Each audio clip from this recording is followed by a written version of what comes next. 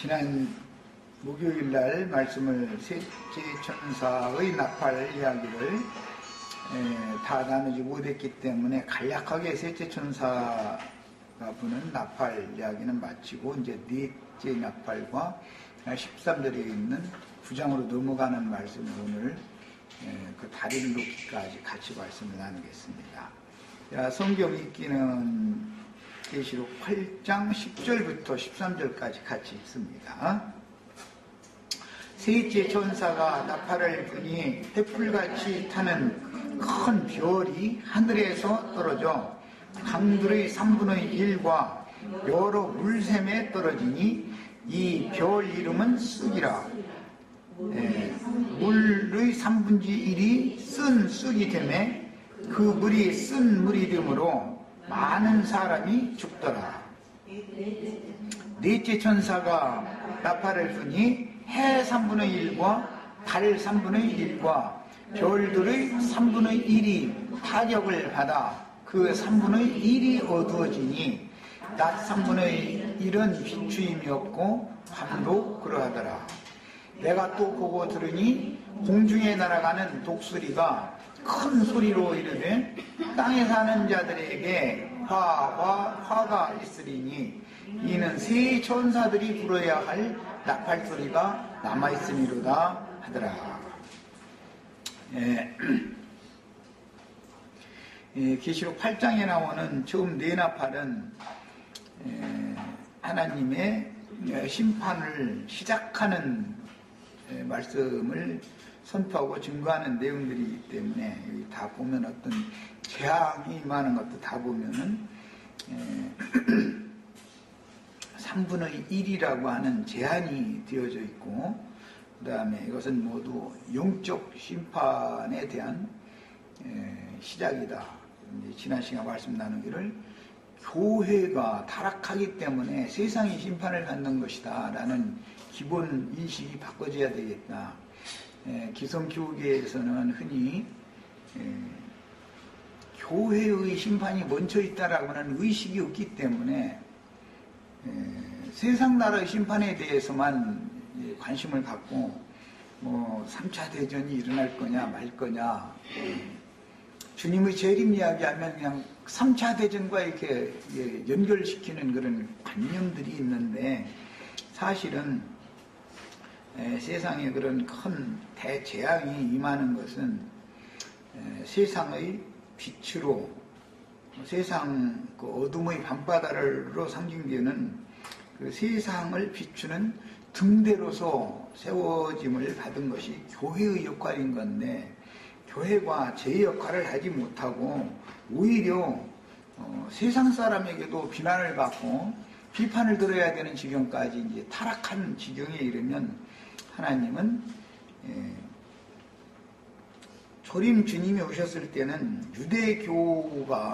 유대교인들 또는 유대교가 그 제 역할을 하지 못하므로 먼저 자기 땅, 자기 백성, 사람들을 먼저 심판하시고 그 다음에 세상을 심판을 하셨던 것처럼, 흔히 말하는 이제 재림의 완성, 종결기에도 당연히 주님께서는 자기 땅, 자기 백성의 영적 시련인 교회를 먼저 징벌하시고 심판하신 후에 세상 심판을 하는 것이다.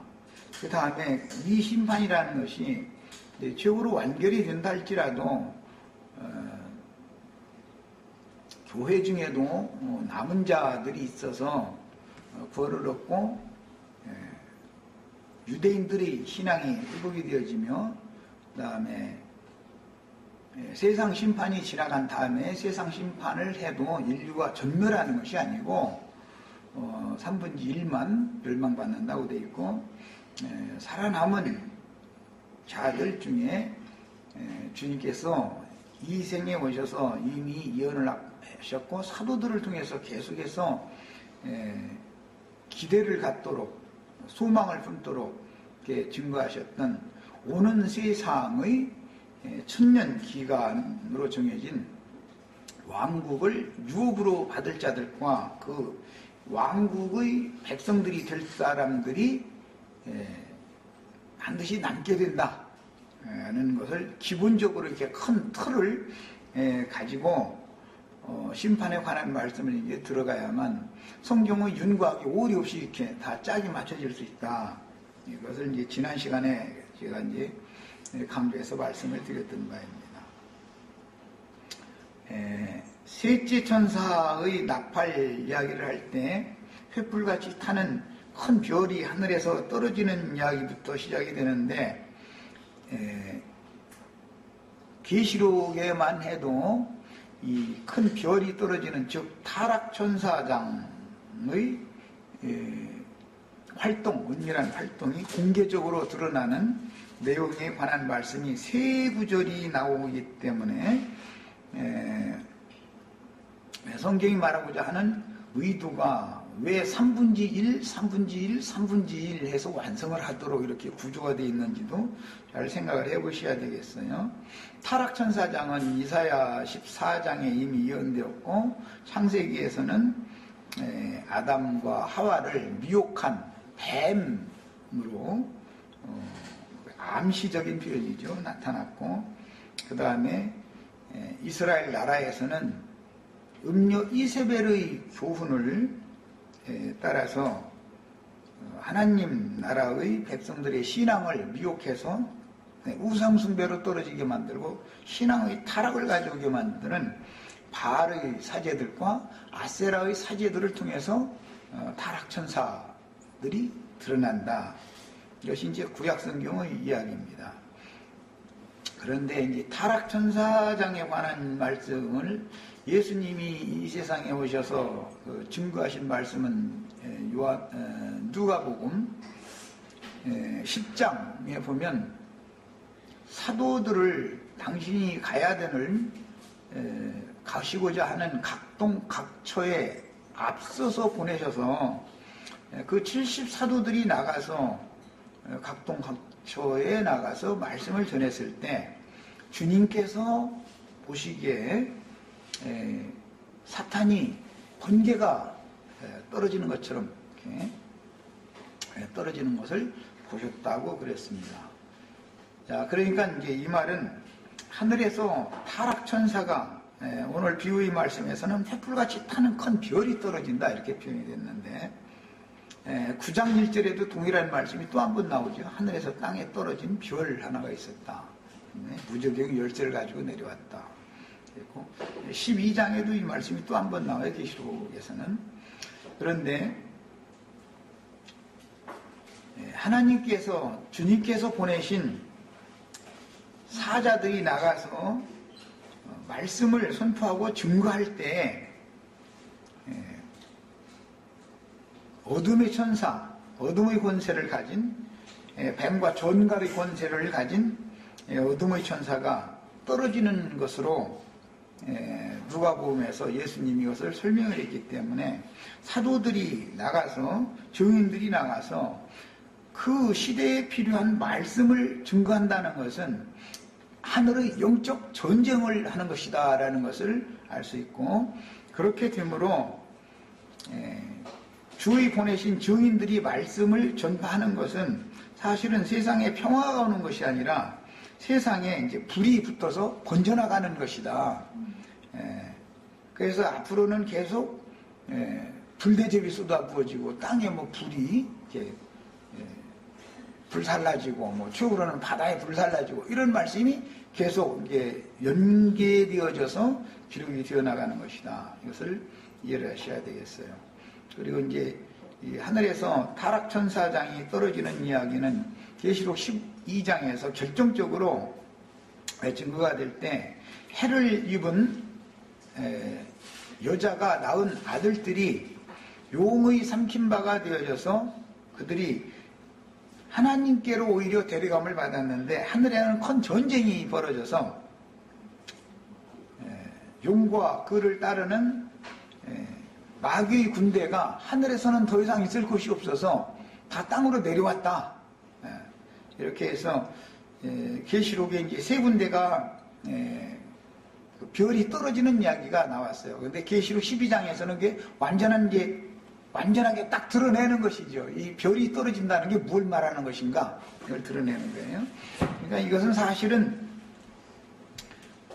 진리의 증인들이 나가서 하나님의 계시로 말미암아 받은 진리의 말씀을 선포하고 증거할 때 사탄의 사자들 신앙을 변질시키고 하나님의 말씀을 혼잡하게 해서 하나님의 의도와 하나님의 선하신 뜻을 변개시키는 악한 자의 아들들과 이게 전쟁이 벌어지는 것이다. 진리 전쟁이 벌어지는 것이다. 라는 것을 알 수가 있고, 그 타락천사장에게 속한 사탄의 사자들이 결국은 계시록 13장으로 이어지기는 두 짐승으로 나타나는데, 중요한 것은 땅에서 올라온 짐승이 더 문제다라는 것이죠. 바다에서 올라온 짐승보다도. 이것은 이제 요약적으로 횃불같이 타는 큰 별이 떨어진다라는 내용의 의미를 이해하기 쉽도록 이렇게 설명을 해드린 거예요. 우리 형제 자매님들은 백마를 타고 앞서서 타락천사장인 마귀와 싸워서 이기시는 주님의 성령을 힘입어서 강하고 담대하게 이 시대에 이 세대 사람들에게 꼭 전해야 되는 진리의 증거를 아주 강하고 담대하게 증거할 수 있도록 영이 강화되기를 바랍니다. 그리고 아무것도 염려하지 말라고 주님은 이미 제자들에게 말씀하셨어요. 왜? 필요에 따라서 그때 필요한 말을 할 수 있도록 내가 지혜와 구제, 말하는 능력을 너희에게, 재능을 너희에게 줄 것이다. 그러니까 그 짐승의 때가 되어서 너희가 더러는 회당에 잡혀가서 매질당하고 더러는 세상 관리에게 넘겨져서 재판을 받을 때 그때가 오히려 증거의 기회가 되는 것이다. 이렇게 말씀하셨으니까 이런 사상이 투철해야만, 이런 영과 정신이 투철해야만 이 시대에 우리가 주님의 일을 위하여 쓰임을 받는 것, 즉 하나님의 말씀과 저희에게 주신 그 말씀을 인하여 목배임을 받거나 짐승과 그 우상에게 경배하지 않고 그 이름의 수나 표시를 거부함으로 짐승들에게 몇이든지 다 죽인다고 그랬는데 그 죽임받는 수에 진리의 증거를 하지 않으면 대적 당할 필요도 없고 죽임 당할 필요도 없는 것이죠. 그냥 숨어서만 믿는다 뭐냐? 오는 세상에 이제 약물이로 들어갈 가능은 있지만 그것은 100% 확증은 없는 것이다. 내가 이것을 계속 강조한 거예요. 100%로 그 천년 왕국이 계시가 되었을 때 천년 동안 출장 권세를 받아가지고 육체로는 죽었지만 영으로는 살아서 천년 동안 왕노릇하는 대열이 되려면 반드시 하나님께서 인을 떼어서 주시는 이 작은 책의 말씀을 정확하게 내가 장비해가지고 나가서 증거를 해야 되는 거예요. 그러면은 기성교계의 다야 그렇지 않겠지만은 기성교계라고 해도 대부분의 가라지의 조직신학 교리에 세뇌당한 어떤 무리들에게 반대와 회방과 대적을 당하게 돼 있어요. 이것은 진리를 증거한다면 이 길은 가장 안전한, 첫째 부활에 참여할 수 있는 가장 안전한 길이다라는 걸 나는 그냥 계속해서 강조하는 거예요. 그냥 믿기만 해서 그냥 했으면 좋겠다. 물론 14만 4천에 포함되면 신부가 되는 건 기본적인 거예요. 그런데 속으로만 믿어가지고서는 정말로 시온산에서는 14만 4천의 대례까지 들어갈 수 있을지도 확신이 없는 것이잖아요. 그래서 나는 무엇이든지 확신한 것이 더 좋다. 이것을 강조하는 거예요. 성경이 말하는 바를 내가 이렇게 이제 대언해서 증거를 할 때 말하고자 하는 의미를 흐름을 잘 파악을 하고 이해를 해가면서 들으셔야 되겠어요. 지금 이제 서원적으로 한 5분 동안에 말씀드린 이 내용이 하늘에서 타락천사, 즉 큰 별이 떨어지는 이야기가 3단계로 나오는데 8장 10절에 한번 나오고 9장 1절에 한번 나오고 12장에서 용과 그를 따르는 자들이 하늘에서는 더 이상 견딜 수가 없기 때문에 땅으로 내려갔다는 거예요. 그런데 예, 그냥 땅이 아니라 바닷가의 모래 위에 발을 딱 디디고 서두라는 거예요. 이렇게 이제 3번 나와요, 이게. 타락천사장의 타락이라는 것이. 이것은 구약시대에 이미 이사야 14장에서 하나님의 보좌에서 하나님의 영광을 수직하던 천사장을 그냥 구덩이의 맨 밑에 깔리도록 번져버렸다.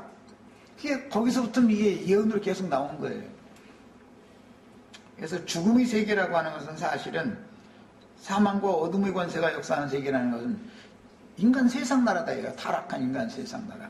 인간 세상 나라 중에서도 가인의 길에 행하는 자들이 가르치는 종교 체제라는 것이 더 배나 더 깊은 지옥이다 이거예요. 여기가. 이런 그 성경의 일관된 흐름을 아셔야 되겠어요. 지난 시간에 제가 일요일 날 첫 시간에 그래서 두 여자 두 남자에 대해서도 증거를 하면서 기성교계에서 이런 말씀을 듣는 신부님이나 목사님들 중에도 이상이 없어서 하는 분들은 정신을 차리고 들어야 되겠다라는 뜻으로 이제 경고를 했더니 이렇게 반박하는 그 메시지가 그냥 왔어요, 나한테. 아마 이제 그분은 그래도 관심 있게 들은 목사님이겠죠. 그러면 자기 신분은 밝히지 않으셨는데, 그러면 안 되죠. 당당하게. 그러니까 무슨 근거로 그런 얘기를 했느냐라든지, 뭐 이렇게 해야지. 그냥 욕이나 그냥 입에 담을 수 없는 말이에요. 이제 그렇게 한다고 숨어서 그렇게 하는 건 참 비겁한 짓이죠. 진리는 이러는데 말이에요. 너는 어떻게 그런 말을 함부로 하냐? 이렇게 말을 해야지. 말을 그렇게 함부로 한다면 그냥 신부님 목사님들 없으면 누가 구원을 시킬 거냐 이런 식으로. 신부님 목사님이 구원시키는 게 아니에요. 다시 말씀드리지만 구원은 예수 그리스도로 만나는 것이지 그 사람들의 생각은 자기네들이 사람을 구원한다고 자꾸 이걸 생각하고 있는 거예요. 절대 그런 일이 아니에요. 그들은 그리스도께로 중매하는 사명을 행하는데 그들이 정상적이고 진리 증거를 잘하는 하나님의 종으로서의 사명을 잘한다면 내가 그런 소리를 할 필요가 없죠. 또 이제 이번에 오늘 또 듣고 이제 또 이제 오해가 있으시면은 나는 정당하게 해주기를 바래요. 야곱을 따지려면 성경 몇 장 몇 절에는 이렇게 돼 있다. 근데 너는 왜 이런 말을 이렇게 했냐? 이렇게 말을 해야 되는 것이지. 응? 신부님이나 목사님들을 이렇게 싸잡아서 그렇게 말이냐. 내도식으로만 이렇게만 해가지고서 그러면 그분들이 사역이 없으면 누가 구원을 받겠냐. 이제 참 좋은 말이에요. 이런 것들은 분별이 참 필요합니다. 그리고 세속 교계를 싸잡아서 말이 욕하면 되냐. 이제 이렇게 욕하는 걸로 그렇게 받으신 것 같은데, 세속교계라는 것은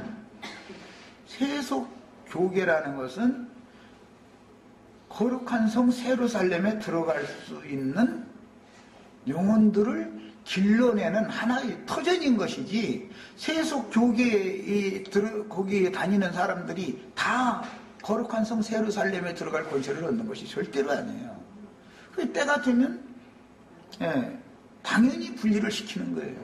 그래서 그곳에서 큰 음력교회에서 주님의 말씀에는 내 백성 거기서 나와라 하는 때가 있는 것이고, 거기서 나온 사람들은 성령과 신부가 오라 하시는 곳으로 가서 그 말씀에 따라서 하늘의 장자 교회 모임으로 세움을 받아야만 장자들에게나 유업을 상속해 주는 것이 하나님의 말씀이니까 당연히 세속교계에 많은 무리에 앉은 음력교계를 세우는 무리가 되어져가지고 자기 몸만 기르는 목자들 밑에 가서 그 사람들이 교회를 세워가지고서 무슨 놈의 주님의 교회가 주님의 신부가 되겠어요? 주님의 몸이 되겠어요? 그게. 이건 교회에 대한 이상이 너무, 지금 기성교계에서는 교회에 대한 이상이 너무 없는 거예요. 횃불같이 타는 별 떨어지는 얘기하다가 별 얘기까지 다 갔는데, 그건 별 얘기까지 다 안 갈 수가 없어요. 이게 결국은 다 연결되는 내용들이니까. 그러면 별 떨어지는 얘기하면 성경에서 9장에도 나오고 12장에도 이게 설명적으로 또 나온다. 이런 것에 대해서도 몰라, 사실은 그분들은. 이 흐름을 모르고 있는 거예요, 사실은. 성경이 말하는 의도를. 그러면서 뭐 그게 그냥 뭔가 듣기 싫은 말을 한다라는 것만 가지고 이렇게 들으면 안 되죠. 사람이 신앙 양심이 정직해야 되는 것이죠. 모든 사람은 뭐 나를 포함하는 말이에요. 이 말은 신앙 양심이 정직하지 못하면 하나님 앞에서 쓰임받기 어렵습니다. 사람들에게는 인정받고 사람들끼리 서로 영광을 주고받는 그런 이상한 세상 교회를 건축하는 건축자들은 줄 수 있지만 하늘의 장작교회를 세우려면 거기서 나와야 되는 거예요. 다시 강조하지만 당연히 거기서 나와야 되는 거예요. 해당장도 그래서 구원받은 해당장 이야기가 그래서 나오는 거예요. 사도행전에 보면 소스데네라는 분은 어느 유대교의 어느 지역의 회당장이었어요. 오늘날 말씀 신부님이나 목사님이잖아요. 그 사람도 바울 사도의 전도를 듣고서 구원을 받아야 되는 사람이잖아요. 성경을 어떤 한 면만 봐가지고서는 안 되는 거죠. 오늘 뭐 소두에 이상한 얘기까지가 나갔는데 누구든지 이런 말씀을 들을 때는 정말로 청결한 양심 안에서 말씀을 대하는 태도가 바꿔지셔야 돼요. 누구든지 간에.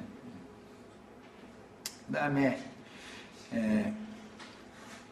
횃불같이 타는 근별이 이제 하늘에서 떨어지는 것은 3단계로 나오기 때문에 3분의 1, 3분의 1, 3분의 1 이렇게 자꾸 그 재앙이, 심판이 더해져 가는 형식으로 구조가 되어 있다는 것과 그 다음에 그 별이 이름은 쓴 쑥이라고 하는 이름을 가졌다 그랬는데 이 쑥이라는 말은 씀이라는 뜻이고 쓴 식물이라는 뜻인데 원래 이것은 인간들이 육신으로 이 세상에서 당하는 큰 고초와 재난 등을 상징적으로 표현하는 말이에요. 성경에서는 모두가 다.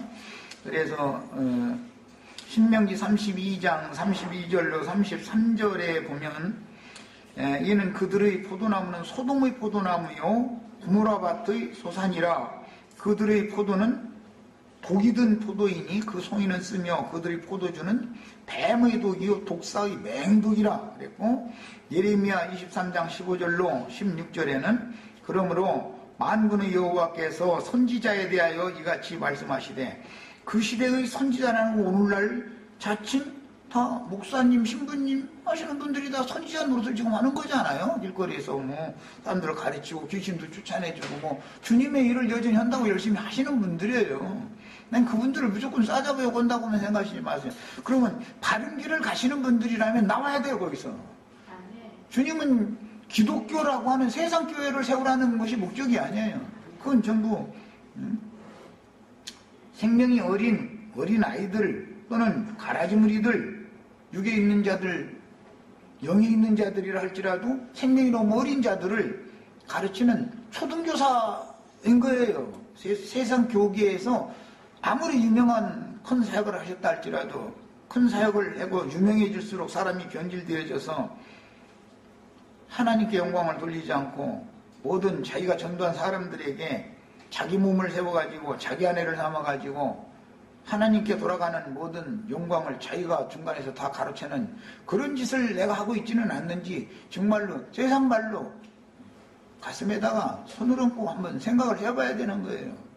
그렇게 유명한 이름을 내는 사람들일수록 세상 목회를 성공했다는 사람들일수록 본인은 겸손한 것 같고 외면으로 외식적으로는 그런 것 같지만 하나님 보실 때는 하나님의 영광을 다 도둑질하는 사람들로 타락될 수도 있는 거예요. 이건 돌연병이들이고 다 네피림의 자손, 안악자손으로 상징이 된 거예요.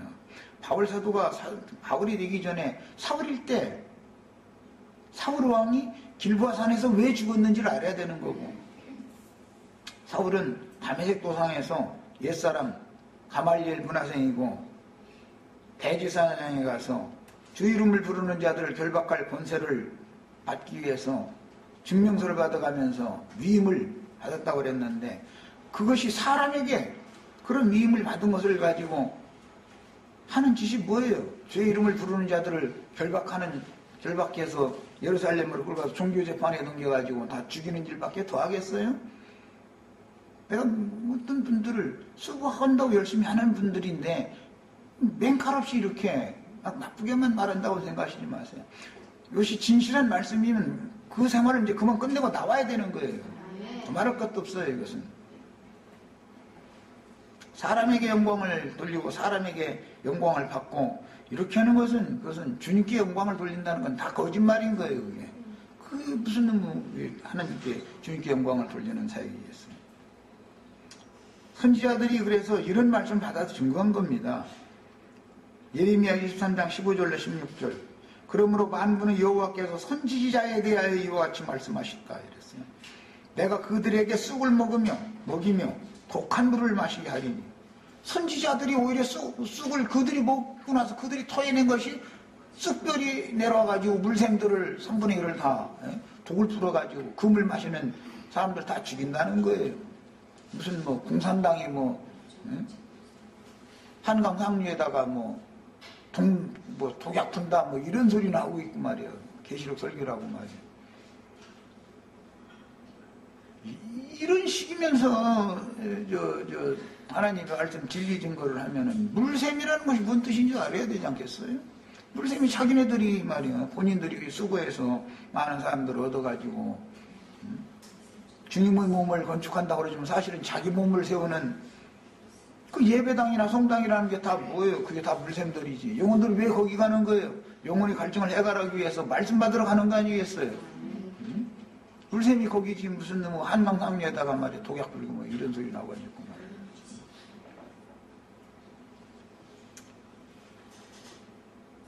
내가 지금 좀 평안하고 안정된 심정으로 이런 말씀을 나눠야 되는데 오늘 새벽에 일어나서 그런 정말 따지는 그런 이 편지를 딱 받고 나서 정말 마음이 너무 안타까운 거예요, 나는 사실은. 그리고 정직하지 않게 말이에요. 왜 뒤에 숨어서 그러냐 이게. 정직하게 해야지. 나는 어디서 어떻게 무슨 사역을 하는 나무에다 말이야. 나는 전화번호 주소 다 공개를 딱 해놓고 지금 사역을 목숨 내놓고 하고 있는 중인데 자신들은 뒤에서 다 숨어가지고 말이야. 이게 뭐 하는 짓들이에요. 그렇게 자신있고 하면 말이야 당당하게 해야 될 거 아니겠어요.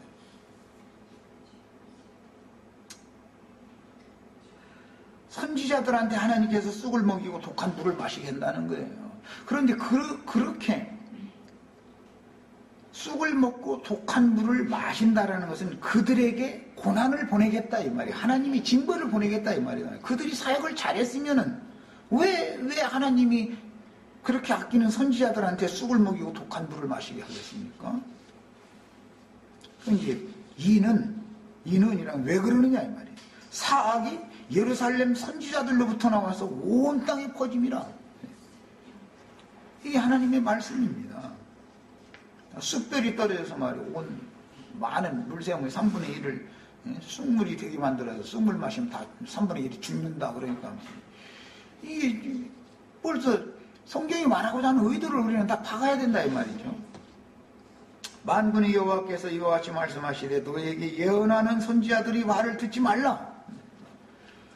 예루살렘과 유다의 백성들에게 이스라엘 백성들에게 예루살렘 선지자들이 하는 소리 듣지 말라는 거예요.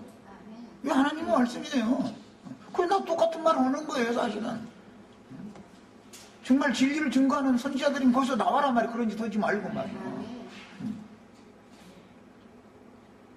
그들은 너희에게 헛된 것을 가르치나니 헛된 거 가르치게 사실은 맨 육신적으로 무슨 어디 암 걸린 사람 일어나서 아멘하고 받으시면 암 떨어진 줄로 믿습니다. 그럼 다 병 굶어주고 자기네들 의사 다 버리지 뭐라고 이런 식으로 하고 말이야 11조 헌물 잘 내면은 부자 된다거나 해서고 이거는 완전히 그게 헛된 것을 가르치는 것이지 그게 영혼을 온전케 만드는 가르침이겠어요 그게? 그들이 말한 묵시는 자기 마음으로 말미암은 것이요 여호와 입에서 나온 것이 아니라 그랬어요.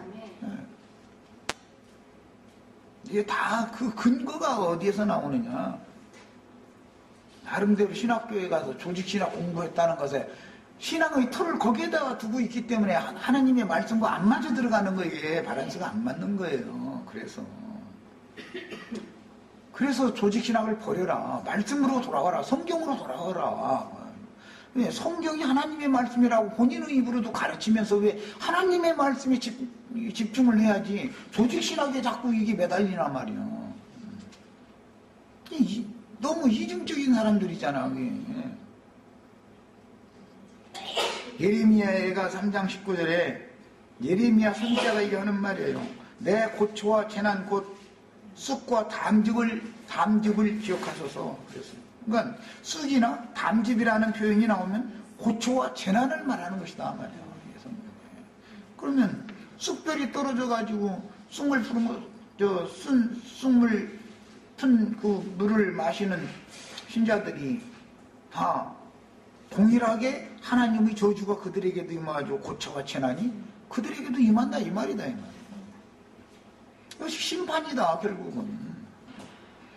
자, 성경의 이런 말씀을 통해서 쑥은 영혼의 극심한 고난과 고초를 상징하는데 독사의 독이 섞인 물을 마신 신자들에게 하나님의 진노가 임하여 갑자기 불어닥친 육신적인 고초와 재난을 그들은 견딜 방법이 없는 거다. 왜? 진실한 말씀을 받아가지고 말씀을 인하여 환난이나 박해 등을 당해가면서 말씀이 육신이 되는 다져진 신앙으로 진리의 신앙으로 사람이 세움을 받은 사람들이 아니기 때문에 사람에게서 안수를 받아가지고 무슨 별 달아가지고 나와가지고 예배당 하나 세우면은 손님은 자연히 모이고 손님 모이면은 쥐어 짜가지고 더 큰 예배당 차리고 이런 것에만 혈안이 있던 사람들이 입으로는 다 충성된 자기네들이 주님의 종이라고 말이야. 그래가면서 이 생에서 받을 영광 다 받고 나서 말이야.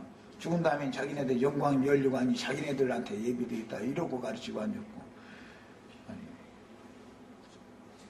정말 청결한 신앙 양심이 있으면 내가 하는 말을 반박하고 싶으면 한번 다 해봐. 난 얼마 전에 다 말씀으로만 한다면 난 다 증거해 줄 수 있어요. 사람의 말로 막 욕지거리 하는 것은 난 더 이상 대답하고 싶지도 않고 대답할 필요도 없는 일이고. 많은 사람들이 왜 믿음에서 떠나서 주의 말씀을 배반하고 배도의 길을 가며 그 영혼이 이 세상 신들에게 미혹당해가지고 세상과 함께 멸망당하는가? 그들은 선지자를 자처해가면서 산에서 먹고 있는 돼지떼를 치고 있는 올지각한 개들이다 이게. 이런 개 같은 놈이라는 소리 말이야. 듣기 싫으면 나와라 이거예요. 왜 거기서 그런 소리를 들어가면서 왜 거기에 있어? 성경에 개 같은 자가 번 돈과 창기가 번 돈은 하나님의 전에 드릴 수 없다고 그랬어요. 개 같은 자 얘기는 쏙 빼놓고 저 영등포 뭐 무슨 골목에 있는 아가씨들이 말이에요. 돈 벌어 뭐 11조 내면 안 되고 헌금통에 넣으면 안 된다. 이런 식으로 설교하고 앉아고 말이에요. 자기네들이 번 돈 하나님이 안 받는다. 이 말은 자기네들이 개라는 생각은 왜 안 해? 세상에서 제일 히브리인들이 제일 부정하게 생각하던 짐승이 뭐예요? 개와 돼지였던 거예요. 그래서 그 개, 돼지 얘기가 나오는 거예요. 우리나라 사람들도 셈조의 언어를 사용하기 때문에 저 개, 돼지 같은 놈 그러잖아 사람이 말이야. 맡겨먹으면 말이야. 누구 보고 하는 말이에요 그게 다. 돼지는 기독교계 신자들이요. 솔직하게 말하자면 그들이 신은 배다 이거예요. 그 가르치는 개들이 또 똑같이 개짓을 하니까 개하고 돼지하고는 아마 궁합이 잘 맞는가 봐. 이러고 앉았으면서 말이야. 하나님의 말씀을 말이야. 말씀으로 풀이를 해야 되지 않냐 이 말이야. 그리고 마실 물이란 성령의 흐름을 상징하는데 육신이 좋아하는 혼잡한 교훈들로 길들여진 어린 신자들은 세속적이고 혼적인 누림을 찾기 위하여 고상한 자들의 사치품 정도로 신앙을 그렇게 생각하고 있다. 고상한 거 추구하는 사람들이 아주 뭐 나도 오늘 넥타이 메고 나왔지만 내내 넥타이 안 매다가도 그날은 넥타이 메고 막 양복 딱 데려서 입고 말이야. 봉사하는 집사님들은 또 한복 쫙 빼 입고 말이야. 그러고 이제 전도지 문 앞에서 한 장씩 탁 해주고 그러면 그게 굉장히 하나님 앞에 막 봉사하고 충성해가지고 상 받는 일이라고 이러고 앉았으면 그게 완전히 너무 고상한 걸 추구하는 사치품이요. 신앙생활이라는 게 사실 알고 보면은 양심껏 생각해보라 이 말이야. 내가 무조건 나쁜 소리 하는 게 뭔지. 신앙이라는 게 자기 영혼 구원을 얻기 위해서 주님 앞에 지금 나를 연락해달라고 주님 나 같은 죄인을 내가 지난 한 주간 동안 또는 어디 하루 쉬는 동안 내가 안 볼 거 안 들을 거 안 만질 거 이러고 왔는데 주님 말씀으로 오늘 내가 새롭게 씻김을 받아가지고 깨끗게 되려고 내가 왔다고. 아니 이뤄야 되는 것이지 무슨 신앙생활이 사치품이야? 또 어떤 미련한 자들은 욕심으로 세상 잡신들에게 세상 영광을 구하려고 종교성을 가지고 우상 숭배를 하고 있는 중이다 이거예요. 그래서 우상의 사제들과 우상 숭배자들이 아주 이게 짝이 잘 맞아 돌아가 아주 짝짝. 그야말로 짝짝이 아주 박수치는 짝짝이면 좋은데 이것은 하나님이 짝 맺어준 짝이 아니잖아. 그런 사람들이 예언의 그 때가 이르러서 하나님의 이런 징벌이 임해가지고 쑥물 먹고 독주 마시게 돼가지고 징벌이 임하는 세상적인 극한 환난과 핍박이 오면 나름대로는 자기네들은 순교한다고 충성한다고 그러지만 바다에서 올라온 짐승의 열 뿔들이 자기네들을 학대한다고 종교를 핍박하면 안 된다고 이래가면서 피켓 들고 나오겠지만 그러다가 감옥 가면은 그게 또 죽으면 그게 자기네들은 상 받는 일인 줄 착각하고 있는 거예요. 사람이 말이야. 진리를 알고 신앙생활을 해야지. 무슨 신앙의 목적도 모르고 내가 어디로 가는지 방향도 몰라. 인생이 거룩한 성 세루살렘 주님의 신부된 거룩한 성 세루살렘으로 가는 것을 목적으로 신앙생활을 하는 것이지 이 생에서 뭐 복받아서 뭐가 어떻게 되고 하면서 또 그 사람들은 또 한다는 소리가 천당 가는 것이 말이야. 신앙의 목적이라고. 참 거룩한 성 세루살렘에 들어가는 자가 되는 것이 그들이 말하는 천당 들어가는 건데 그게 아무나 들어가는 게 아니다 이 말이에요. 그러니 이게 문제인 거예요 결국은. 하늘의 시온산에 이른 자들 예루살렘에 이른 자들 아벨의 피보다 더 낮게 말하는 하늘의 지성소에 뿌려진 그리스도의 피 앞에 이른 자들 이런 자들이나 신부의 자격이 되고 신부들을 중매한 중매쟁이들로서 철장 권세를 가진 오는 세상에 철장 권세를 가진 장자권자들로서의 권위를 행사하는 자들이 된다는 것이지 이 세상에서 받을 영광 다 받고 오른손에 받을 거 다 받고 영광도 또 머리에다 관도 다 받고 이러고 나서는 오는 세상에서 또 저희가 다 받겠다고 그러면 우리는 뭐야 도대체 그러면 하나님이 그렇게 불공정하게 하시는 하나님을 왜 믿어 도대체.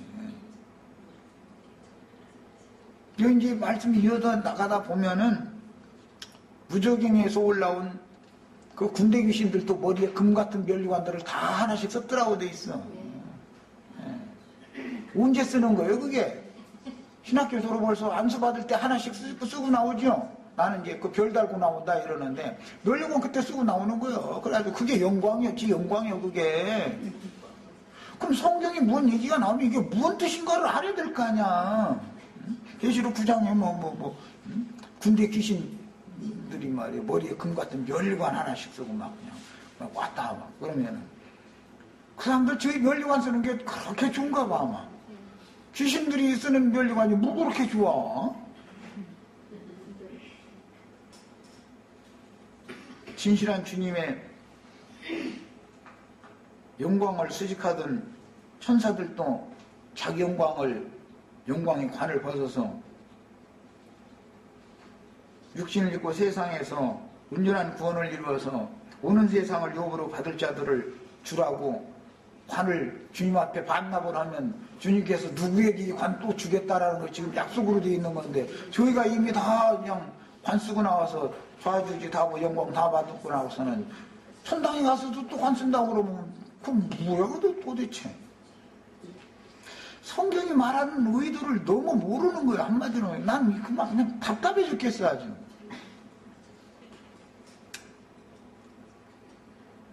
그러나 이제 그런 사치품으로 신앙생활하는 위선적인 그런 종교인들 말고 일상생활 중에서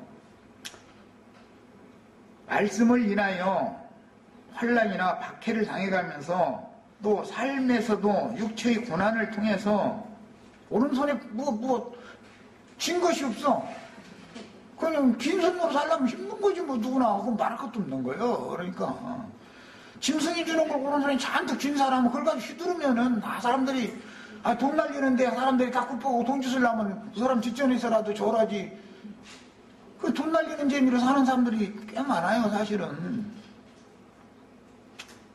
많을 소리지만 그런 사치스러운 신앙생활을 계속 해가면서 내 말을 이렇게도 못 알아들어갖고는 왜하면 힘든 사람이요. 벌써 이게 20년 넘도록 했는데 10년만 들었어도 이게 뭐든지 세상사 공장에 가서 일을 해도 10년을 하면 눈 감고 돼버려. 눈 감고 손 안 다쳐. 10년을 반복해서 똑같은 일을 하면 안 그래요? 서당께서 3년만 들으면 풍어를 같이 따라 읊는다는 건데 정말 참. 그래서 신앙생활을 하면서 정금같이 나오는 과정을 거치는 그런 환난의 떡과 고생의 물을 먹고 체험적으로 다져져서 온전케 되어진 신앙이 아니고 여전히 육신적인 누림이나 혼적인 기쁨으로, 이건 말하자면 사치품이야, 신앙생활이. 그런 것에 습관이 되어져 있는 사람들은 내가 아무리 이런 얘기를 증거를 해도 저 사람은 왜 우리를 괜히 흠잡고 말이야 나쁘게만 말하냐 이렇게밖에 안 들리는 거예요. 하나님은 지금 여러분들에게 회개를 촉구하고 있는 거예요. 이제라도 돌아서라 이 말이에요. 심판을 하실 때는 회개하라는 건 거예요. 죽이려고 그러는 게 아니에요. 마지막 지금 기회다. 마지막 이제는 더 이상 기회가 없으니까 너 빨리 회개해라 이 말이에요. 오죽하면 정인들은 삼봉유권나에 그걸 구울근 배운 입고서 증거를 한다는 거예요. 얼마나 애가 닳고 애통한 심정이면 그러겠어. 그리고 이런 사치스러운 신앙생활에 익숙해진 신자들은 뱀의 독이 섞인 쓴 물을 마실 수가 없는 거예요. 갑작스럽게 생활 환경이 갑작스럽게 막 이게 어려움이 와버리면, 특히 경제적인 문제가 나빠진다든지 또 건강이 나빠진다든지 욕과 같은 그런 재난이 닥치면은 사람들은 입으로 그렇게 하늘 날아다니던 사람들인데, 내가 예수가 밥 먹여 해버려. 나중에 가서 예수가 밥 주느냐고. 예수님이 밥 줬지 그럼 이때까지 누가 밥 줬어? 우리 윤자매 누가 밥 줬어 지금까지? 예수님이 먹여준 거 이걸 믿으셔야 돼. 첫 시간 여기까지 하고 마치겠습니다.